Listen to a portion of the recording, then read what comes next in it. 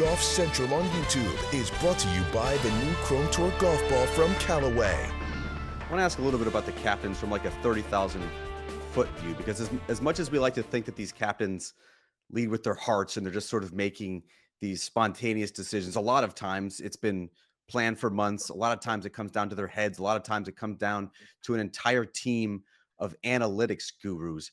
Paul, how did you use data during your captaincy in 2014?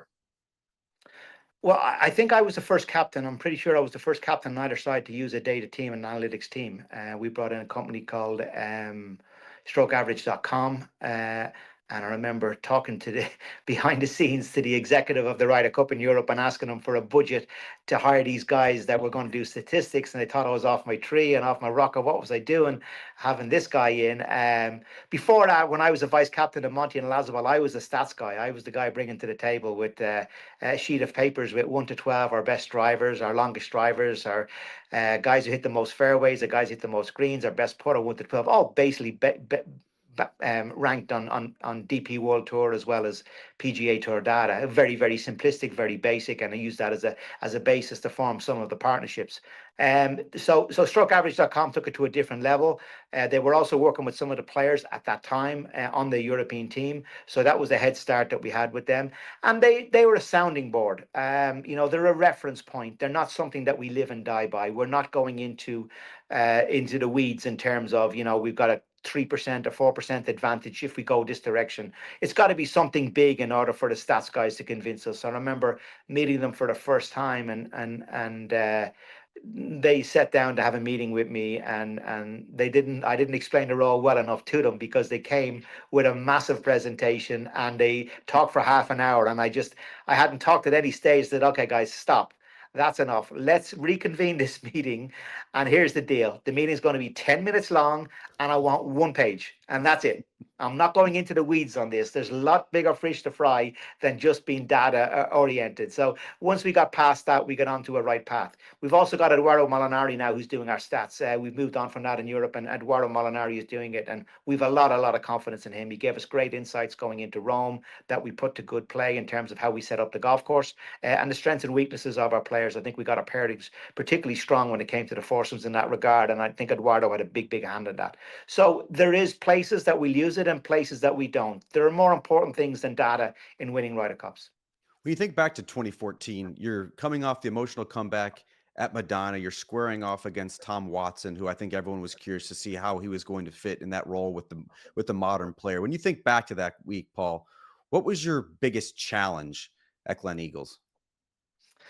I think one of the biggest challenges that I had was Paul McGinley's career was very moderate to Tom Watson. And I think most people's are moderate to Tom Watson's. But I think it's fair to say that I had to get credibility among my players that, this was not about me playing golf against Tom Watson. Our careers being matched, and our captaincy was going to be based on what we did as players. That this was a very, very different dynamic. I know it sounds very basic, but that's the way people were thinking. A lot of people in the media and some ex-players were saying, well, Paul doesn't have the credibility in the game maybe that Tom Watson does. He didn't achieve and win all the majors that Tom Watson did. And, I don't know if he can be a good Ryder Cup captain. And I'm going, really? Is that what you're actually thinking? But people were actually believing that. So I had to deal with that. I had to come up with reasons as to, without going shouting from the rooftops, but to make sure that my players had confidence in me and confidence that I knew what I was doing. As much as I didn't have the career of Tom Watson, I was riding shotgun on a lot of success that we'd had in Europe. I'd played in 3 Ryder Cups at that stage. I'd been a vice captain twice. We'd won 5 out of the 5 that I was involved in.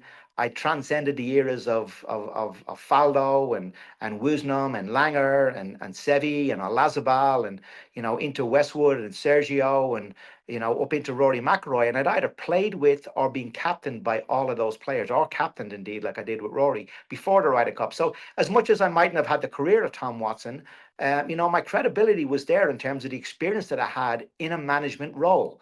Now, I know a lot of people kind of dismiss the role of captaincy and think that it's blown out of proportion. And I have a very, very different view than that. I've been that soldier. I've been in team rooms, and I see the effect that captains can make on a team. I see the difference it makes in the confidence of a team and the dynamic of a team. And I was very aware of that. So, that was one of my biggest challenges, was to make sure that players didn't follow some of the media lines that were basing me and Tom Watson on what we achieved on the golf course.